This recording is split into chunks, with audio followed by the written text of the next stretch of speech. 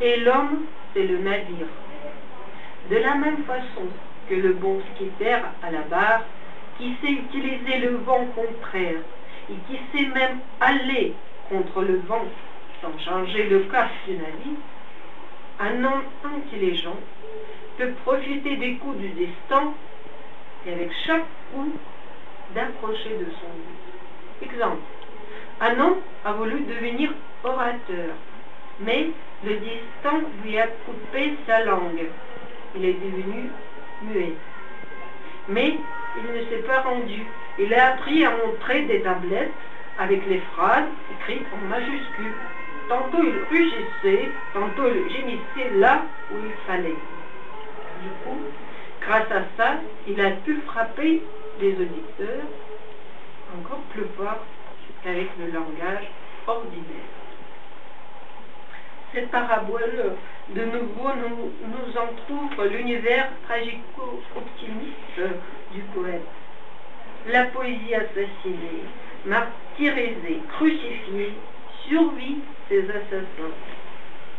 Je nomme mon installation Espace Poésie assassinée, en rentrant hommage à Daniel Arndt et à tous les poètes qui ont été persécutés du XVIIIe siècle, comme Nabokov, en 19e, comme Pushkin, en 20e, comme Pasternak, Mandelstam, Gumilev, Trotsky, les autres. Aujourd'hui, il y aurait Shevchuk qui a parlé directement devant Poutine des droits de la liberté d'expression et qui, actuellement, est poursuivi. Mais c'est aussi un hommage aux écrivains de toute nationalité et de diverses époques dont les livres ont été, des œuvres étaient brûlées et interdites en Allemagne par les nazis. Je pense notamment aux autographies des livres en 33 et après une série d'autographies. Reprenons une locution célèbre, aussi de Mikhail Bulgakov. Les manuscrits ne coulent pas. La poésie assassinée reste vivante et parlante. Pour elle, les frontières géographiques et les frontières du temps n'existent pas.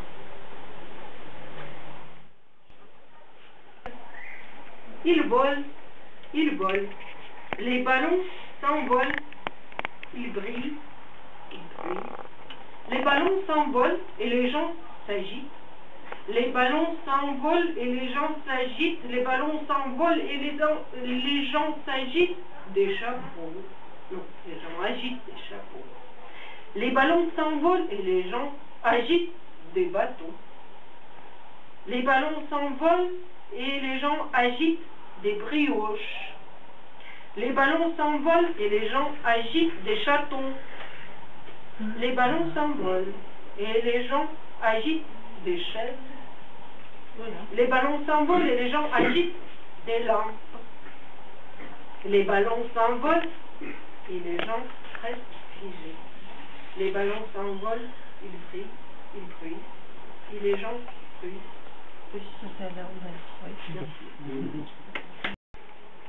Daniel Arndt, cahier bleu, numéro 10. Il était une fois un homme roux qui n'a pas eu d'yeux ni d'oreilles, pas de cheveux non plus. Ainsi on l'appelait le roux par défaut. Il n'a pas pu parler, il n'a pas eu de pas de nez, même que ni bras ni jambes, aussi pas de ventre, pas de dos, ni colonne vertébrale, aucun viscère, rien du tout. On ne peut pas comprendre de qui il s'agit. Et même qu'il vaut mieux ne pas parler.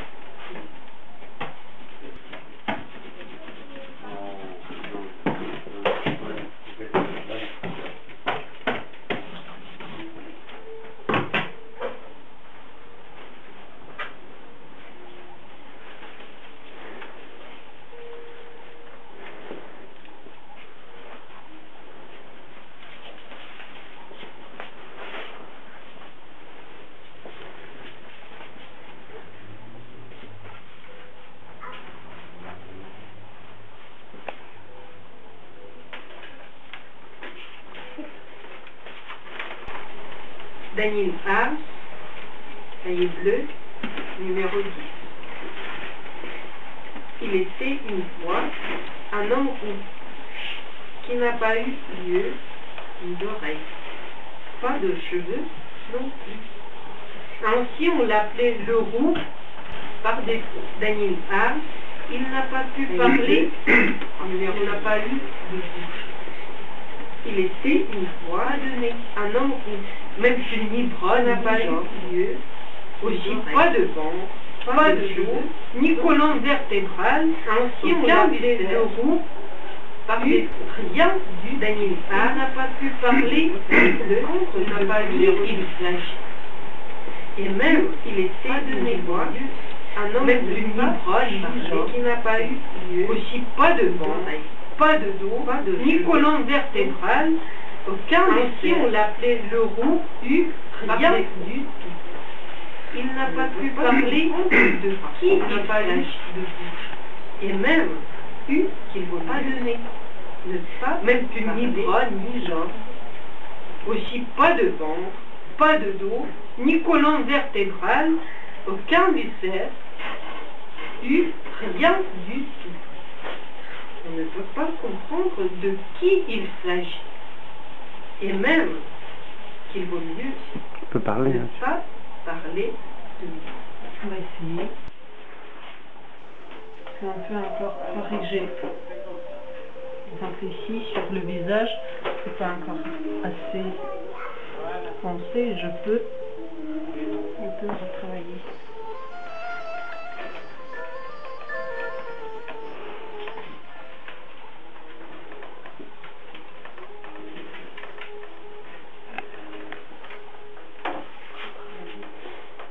Avec le doigt, on sent mieux.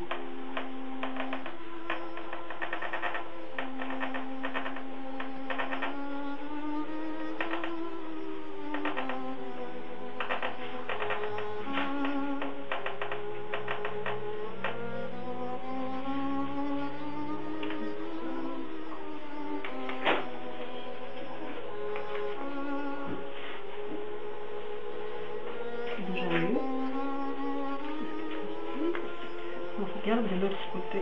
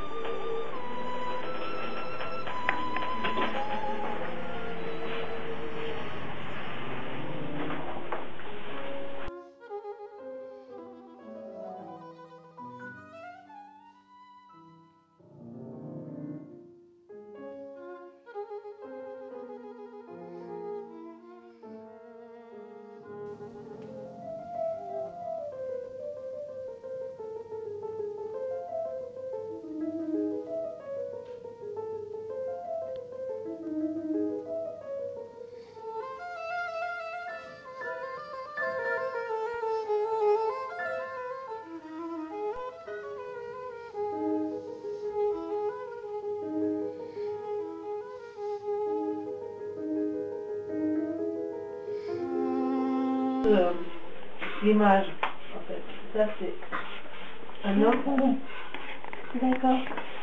Un homme roux, ouais. On le voit là, le roux. Ça c'est un Ah oui, russe. d'accord.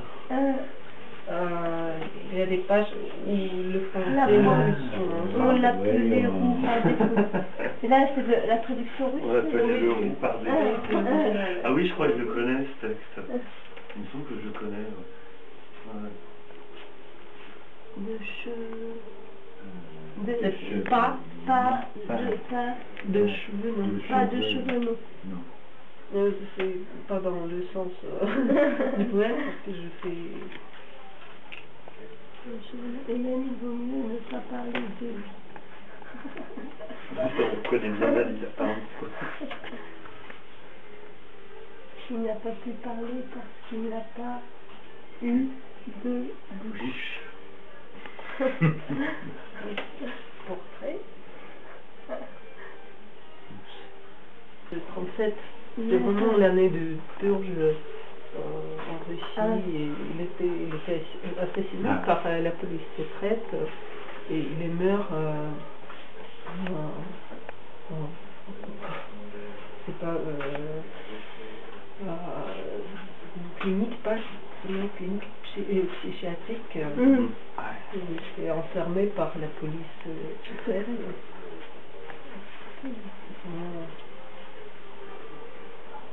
C'est une figure emblématique et très tragique Ouais. pour le modernisme russe. Ouais. Pas eu de bouche, pas de nez, même que ni bras ni jambes. Aussi pas de ventre, pas de dos, ni colonne vertébrale, aucune viscère, rien du tout. On ne peut pas comprendre de qui il s'agit. De même, il vaut mieux ne pas parler de lui. Ah, ça dit en même temps, ça dit beaucoup de choses. Ah oui. Ça dit Staline, quoi. Oui, oui, oui. Là, en quelques mots. Oui, oui. En fait, on dit que c'est un auteur, si tu veux, lui, si tu veux, oui, c'est une sorte de Beckett russe, quoi. Oui, oui. C'est un peu Oui, ça, oui.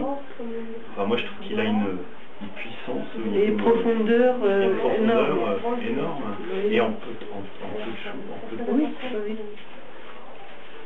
Tu vois, c'est pas- C'est tout court, Voilà, c'est ça. tout petit texte qu'on trouve des fois rigolo, mais c'est pas rigolo, c'est très oui. tragique. Non, mais en même temps, c'est Et drôle. universel et drôle en même temps. Oui. C'est assez tragicomique, quoi. Oui, Moi, je sais pas, après, oui. beaucoup d'ironie.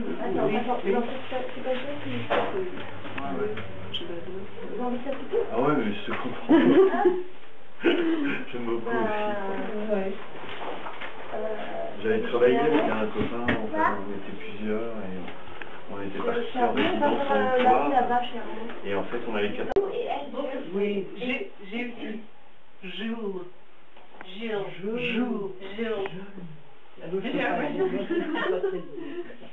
Et le L français, c'est un Ah oui, c'est toujours- mouillé mais pas complètement. Oui. C'est toujours le même. L, c'est mouillé, c'est plus. Toutes les Oh, consonnes en puis plus. j'avais vu ça dans la consonne qui est à côté, tout ça, il y a plein de Chorale. Avec.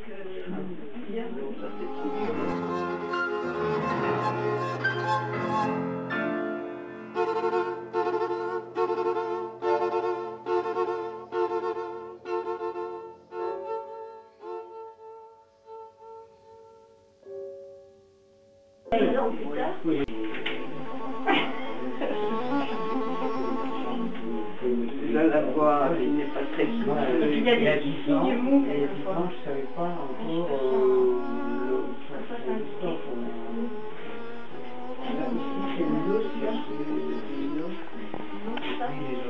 Et puis les mots, ils déclinent. Donc c'est nos, le nez, et là, il s'est décliné. Moi j'étais en Bulgarie, alors pour pas être tout à fait ignare, j'ai appris l'alphabet, Ouais. mais c'était pas évident non plus parce qu'il y avait l'alphabet cyrillique. Après il y a autre chose, et puis après il traduisait en français avec j'ai regardé ses dessins. régulière à l'association.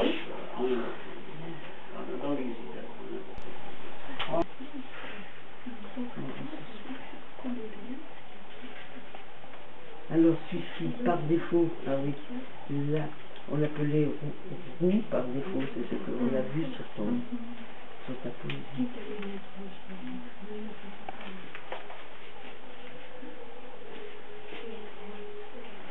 Et là, c'est une encre d'imprimerie que tu as mise là ou Non, je l'ai spéciale? fait à la main. Ah, c'est l'encre pour l'inogravure. Oui, c'est comme il avait Hermann, quoi. Oui, Oui, oui, c'est pareil. Les tubes, là, oui. Mais la technique est l'autre. Hein. Parce que lui, il a fait l'ino prisé et moi, j'ai j'ai travaillé avec la plaque de linoléum, Oui. avec les instruments classiques de linogravure.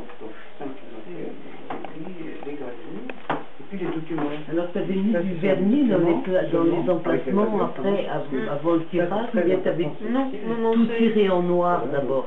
Non, j'ai mis comme ça, c'est l'impression. J'ai fait à la main, sans presse. Oui. Avec... On a quelques documents, et puis on a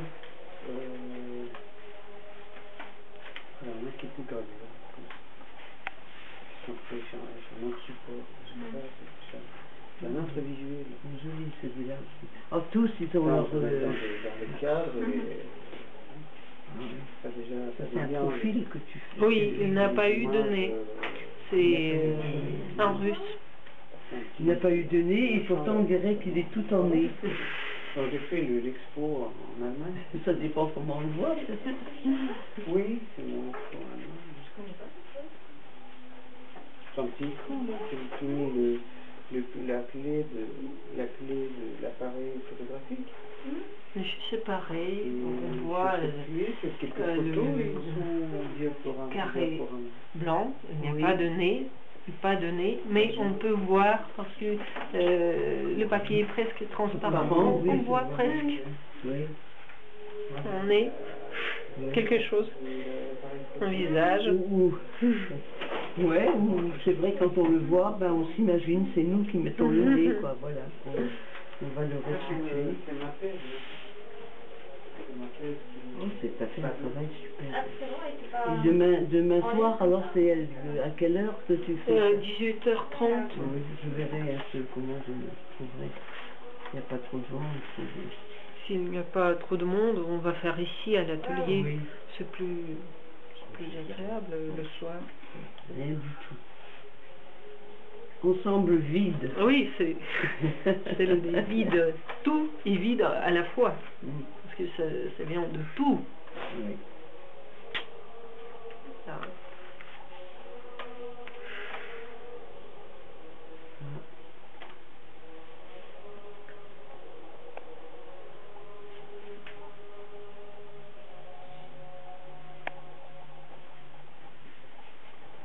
C'est très très harmonieux, je trouve. Oui. C'est vraiment des calligraphies et des dessins qui sont superbes. Mieux ne pas parler de lui.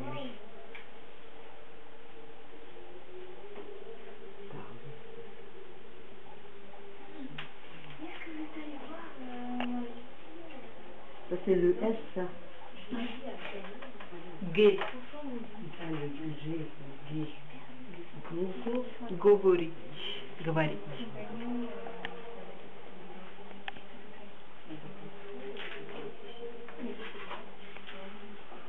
Oh, attends, regarde comme je te dérange, là. Je vais arrêter parce que je fais des bêtises. Non, c'est pas grave du tout, non.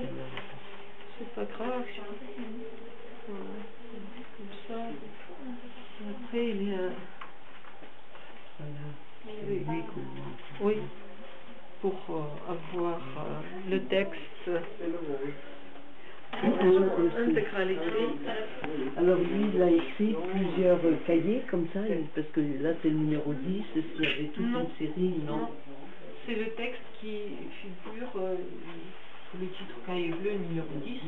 Il a eu un cahier bleu, le vrai cahier bleu. Oui. Et il y avait plusieurs textes dedans, mais c'était un seul texte qui est nommé, c'était dixième texte dans le cahier. Oui. Il a laissé le titre comme ça, voilà, après. Mais pour les autres, il a mis un peu partout, et voilà. C'était un cahier manuscrit, bien sûr, à l'époque.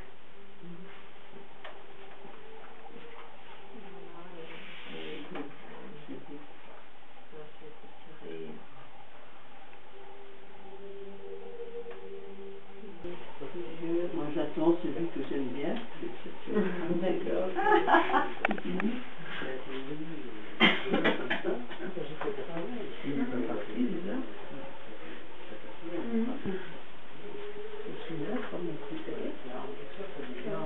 pas moi. Je sais pas.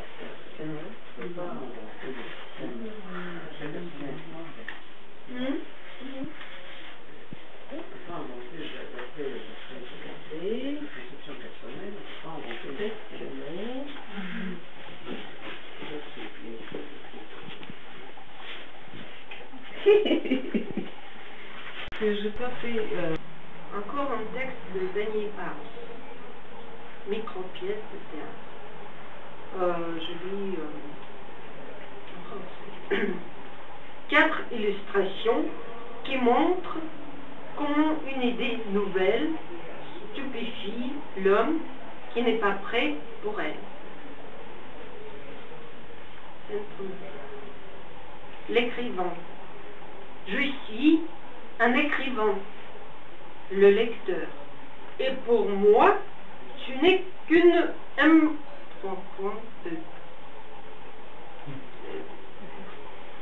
L'écrivain reste quelques minutes figé, abasourdi par cette idée nouvelle. Il tombe, reste mort. On l'emporte. Deuxième scène. L'artiste.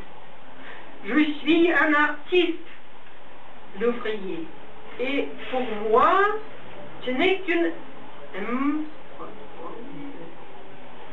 Tout d'un coup, l'artiste pâlit comme un ange.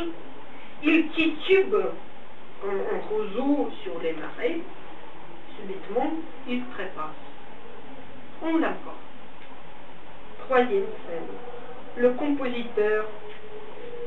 Je suis un compositeur. Vania bleu. Et pour moi, tu es 3 points. Le compositeur, respirant péniblement, s'effondre. Brusquement, on l'emporte. Quatrième scène. Le chimiste. Je suis un chimiste, le physicien. Et pour moi, tu... Il vole. Il vole. Les ballons s'envolent. Ils brillent. Ils brillent. Les ballons s'envolent et les gens s'agitent. Les ballons s'envolent et les gens s'agitent. Les ballons s'envolent et les gens s'agitent des chapeaux. Non, les gens agitent des chapeaux. Les ballons s'envolent et les gens agitent des bateaux. Les ballons s'envolent et les gens agitent des brioches. Les ballons s'envolent et les gens agitent des chatons. Les ballons s'envolent et les gens agitent des chaises. Les ballons s'envolent et les gens agitent des lampes. Les ballons s'envolent et les gens restent figés. Les ballons s'envolent, ils brillent, ils bruissent, et les gens bruissent aussi. Merci. C'est pseudonyme le plus courant Daniel Ivac, alors Daniel House. Son père, Ivan Ivac, avait été un intellectuel révolutionnaire sous l'Empire, membre du groupe de la volonté du peuple. Emprisonné à vie dans la forteresse Pierre et Paul, puis à Schlüsselburg, puis finalement en exil à Sakhalin, il fut libéré en 1900. À Sakhalin de prison. Le petit Daniel a été enfant unique et gâté par sa famille. Il a eu beaucoup de talent, il a eu une oreille absolue, il a dessiné beaucoup et il était doué pour les langues. Il a fait ses études au collège allemand Saint-Pierre, au centre de Pétersbourg, avec l'enseignement en allemand et en anglais. Il était presque bilingue, plus allemand. Déjà au collège, Daniel commence à écrire, surtout pour le théâtre. Il apparaît sur la scène littéraire à l'âge de 20 ans, en 1900. La plupart de ses œuvres ont été signées Harms, H-A-R-M-S, Harms en plus, ça vient du mot charme. Charme,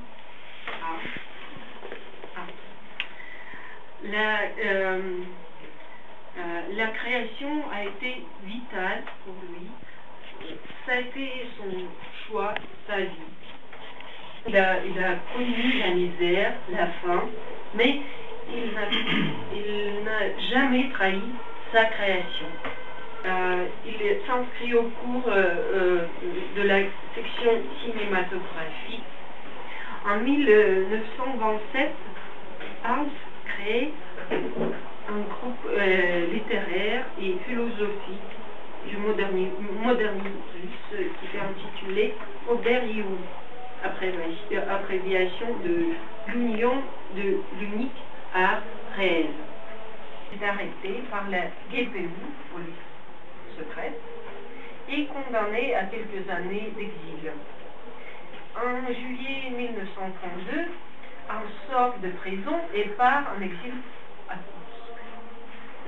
Mais le 18 novembre, il est déjà de retour à Leningrad.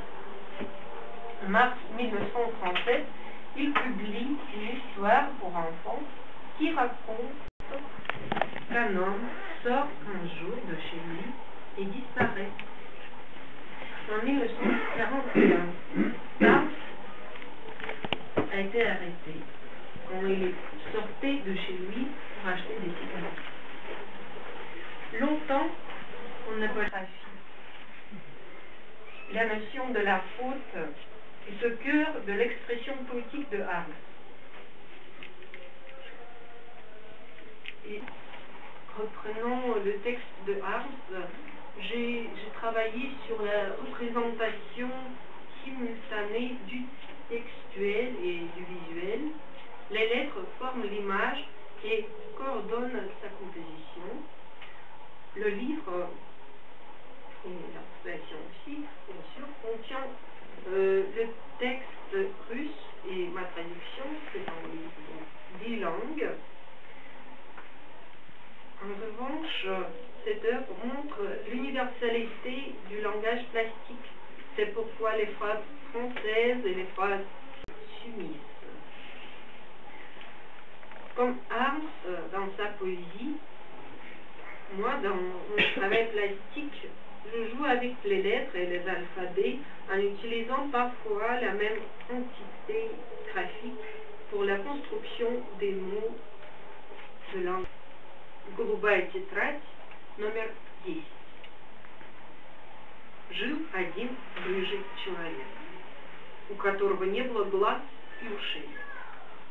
У него не было и волос, так что рыжим его звали условно.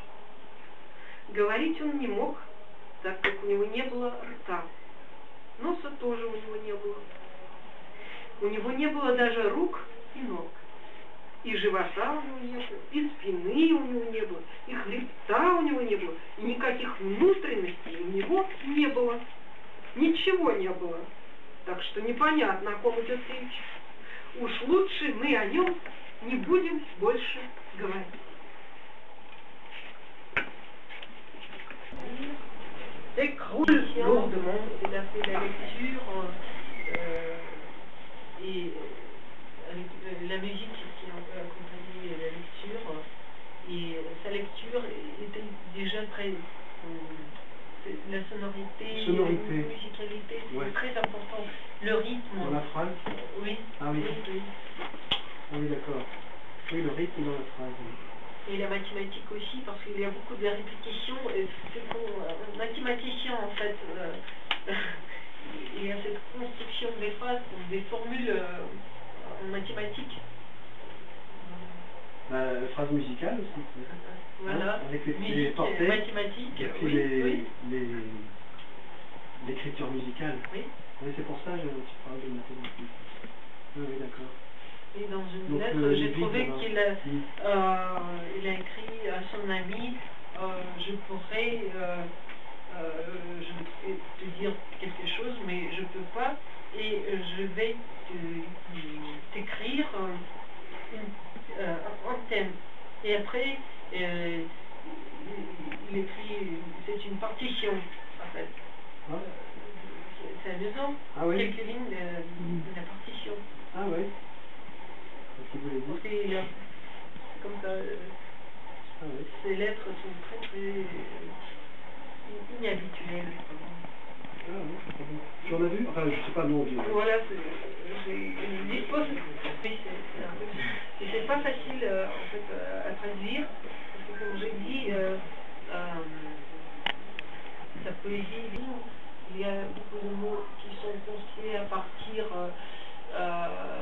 des mots qui sont déjà été sans usage, où il prend des mots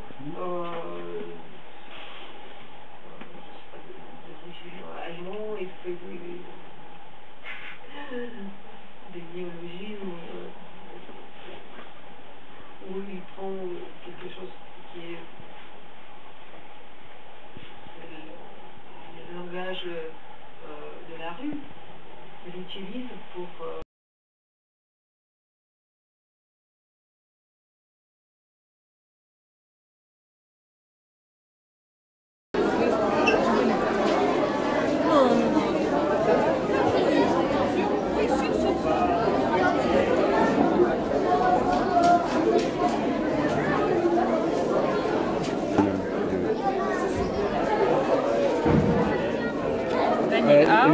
oui. Donc, j'ai fait un saut avec des lettres, des caractères. Ça représente Daniel Arms, H, A, R, M, S. Et en même temps, c'est son portrait. C'est Daniel Arms, dans son chapeau, il a doré les chapeaux. Et les barreaux, voilà, ce sont les barreaux de prison. C'est devenu un signe, un sceau. C'est le texte de Daniel Arms, Cahier bleu numéro 10, en russe, en original et en français, traduit par moi. Et le texte, c'était le début du texte, c'était... Il était une fois un homme roux qui n'a pas eu d'yeux, ni d'oreilles, pas de cheveux non plus. Ainsi, on l'appelait le roux par défaut. C'est l'affiche de notre événement au plus petit musée du livre dans notre atelier à Dives-sur-Mer en 2010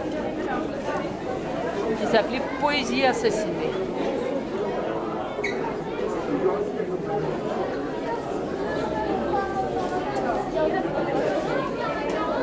Cahier bleu de Daniel Arms. De Daniel Arms est prisonnier. Le texte date de 37, genre 37, et c'est cahier numéro 10.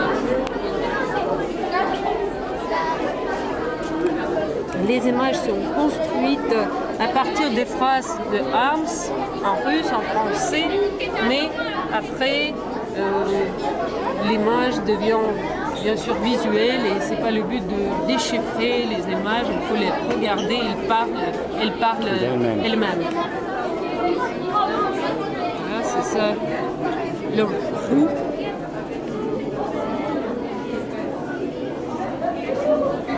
Mais le texte, c'est avant que tu as eu le texte et c'est après que tu as fait. Tu ne considères pas comme un travail d'illustration, c'est tout à fait différent. C'est une complémentarité. C'est lecture graphique du texte. Les phrases, je joue avec les phrases, avec les lettres, les caractères, mais voilà, ce qui ressort, c'est purement graphique.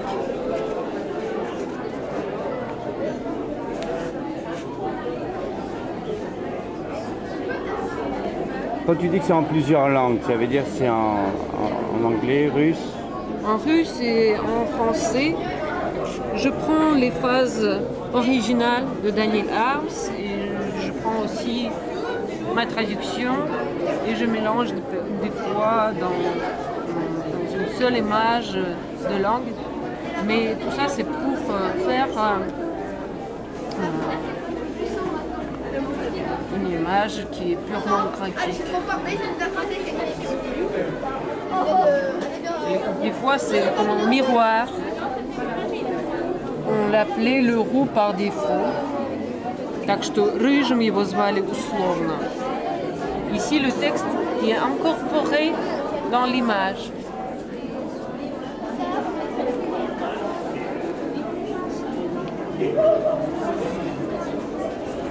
Ici aussi. Mais ici, c'est le geste qui est le plus important. C'est la peur. Pour moi, c'est un geste de la peur.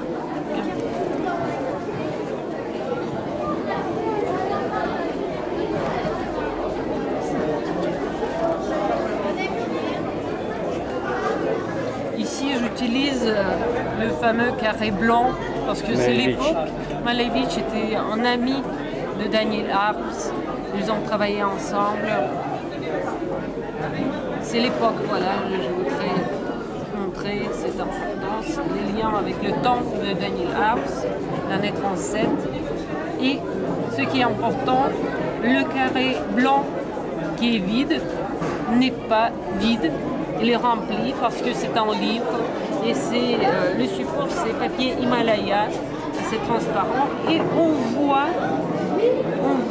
les silhouettes qui ressortent de la page qui suit. Ici on parle de nez, mais on voit le nez. Et c'est aussi ça lié à l'esthétique du texte de Arps, une personne qui n'a pas eu ni nez, ni bras, ni ventre, rien. Il parle, il résiste, il existe.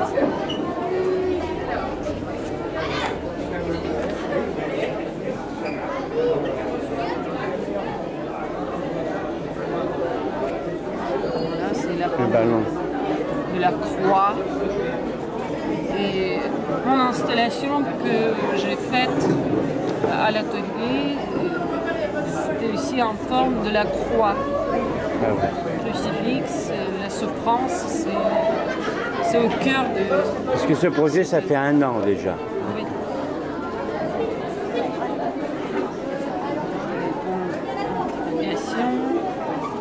Et le poète assassiné par son temps, par son époque, par son pays, par le régime, mais son œuvre vit aujourd'hui et surmonte tous les obstacles. Et aujourd'hui, nous parlons de Arps, de sa poésie, de ce qu'il a fait.